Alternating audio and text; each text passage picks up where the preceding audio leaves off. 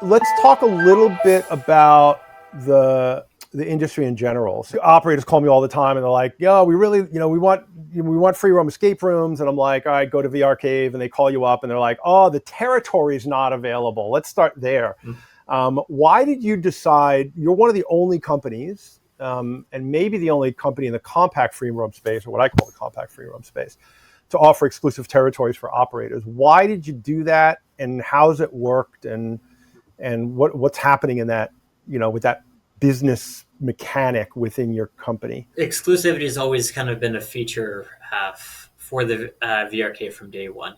And asked by customers, and understandably so, of course, they're like, okay, if I'm going to invest and buy it into your product, and if I'm going to spend marketing there, I want to make sure that the players come to me, not to the other kind of providers next door and stuff. The first core value we have at vrCAVE is treating customers as partners. If you invest in us, we invest in you, and let's have a win-win and work together on this.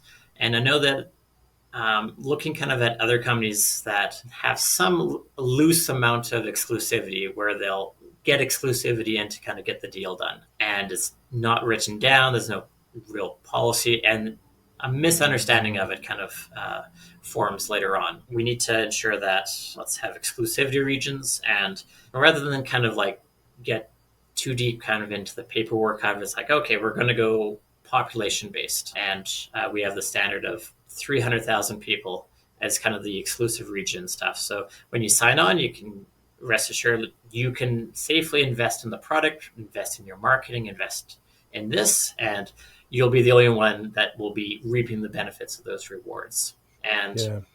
I think of kind of holding on to that as a strategy and stuff has been important, because when it comes to kind of strategy and running a business and stuff, looking at the case of Apple famous for having a closed ecosystem. And nowadays it can be seen as an amazing strategy because it's worked out.